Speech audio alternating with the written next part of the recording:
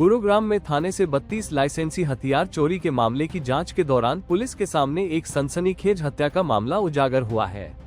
Sector 8 थाना क्षेत्र में गिरफ्तार आरोपी मनु, जो गांव करनेरा का रहने वाला है और ITI छात्र बताया जा रहा है, ने पूछताछ में अपने ही 19 वर्षीय चचेरे भाई शिवम की हत्या करना कबूल किया है।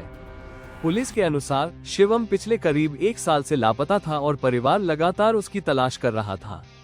पूछताछ में मनु ने बताया कि उसने अपनी प्रेमिका सरिता के साथ मिलकर हत्या की साजिश रची थी। हत्या के बाद शव को ठिकाने लगाने के लिए आरोपी ने उसे गुरुग्राम की नहर में फेंक दिया। हालांकि 1 साल बीत जाने के बाद भी शव बरामद नहीं हो सका है।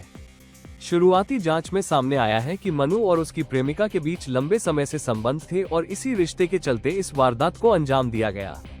बताया जा रहा है कि मनु सेक्टर थाना में अस्थायी तौर पर कंप्यूटर ऑपरेटर के रूप में भी काम करता था। वहीं हथियार चोरी मामले में अब तक कुल 20 लोगों की गिरफ्तारी हो चुकी है, जिनमें 2 थाने में तैनात कर्मचारी भी शामिल है। परिजनों का आरोप है कि शिवम के लापता होने के समय उन्होंने मनु पर शक जताते हुए पुलिस को शिकायत दी थी, लेकिन उस वक्त कोई ठोस कार्रवाई नहीं हुई। अब इस खुलासे के बाद परिवार न्याय की मांग कर रहा है। नाम क्या आपका? जीवन।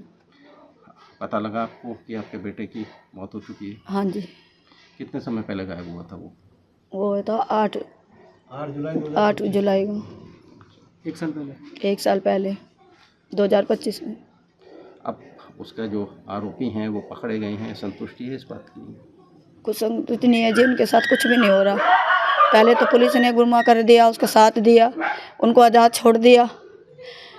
अब उनको पकड़ के क्या वो मिला मेरे को? मेरा तो लड़का चला गया। क्या क्या कार्रवाई चाहती हैं आप उन लोगों के खिलाफ? उनको चाहती हूँ मैं कड़ी से कड़ी सजा मिले, उनको भी ऐसे मिले, फांसी की सजा मिले, उस दोनों को ऐसी कड़ी की कड़ी सजा मिले जो कोई दूसरा ना कर सके। जब मुझे शांति मिलेगी। हाँ, मेरे लड़के को भी कुछ भी नहीं मिला उसको। विशाल सर नॉर्मली तरीके से गायब हुआ था, मतलब ये आशंका नहीं थी कि उसको मार दिया जाएगा। बस पापा को काम पे से लेके आया घर पे, फिर घर पे बाइक खड़ी करके पैदल निकला था। डेली दिनचर्या में आता था उसका ये सब कि वो बाहर गया है, बस वापस आ जाएगा। लेकिन जब 1 दिन बाद वो वापस नहीं आया तो हमें पूरा शक हुआ कि अब उसके साथ कोई दुर्घटना हुई है। फिर हमें धीरे धीरे करके मोनू सरिता पे शक हुआ, क्योंकि ज़्यादातर उनके संपर्क में था, उनकी कॉलिंग उसके साथ हो रखी थी। तो ये सब हमने पुलिस को बताया। पुलिस ने भी इस चीज़ पे गौर नहीं किया, बस चौकी में बुला लेते थे और उनसे पूछताछ कर लेते थे। ज़्यादातर उसको बेनिफिट 8 सेक्टर थाने का मिला उन पुलिसकर्मियों का जिनके साथ उसका अच्छा संपर्क था। इस तरीके से पूरा बेनिफिट इनको मिला और ये बचते रहे। और अब जाके जब उन्होंने ये हथियार चोरी किए, उसका रिमांड हुआ है दोनों का, तब जाके उन्होंने ये सब बताया कि हमने उसकी हत्या कर दी। अच्छा, कब किस समय की बात है, कब आपका भाई गायब हुआ था? ये जुलाई 2025 की बात है सर। 8 जुलाई 2025 को गायब हुआ था, रात को 8:30 बजे।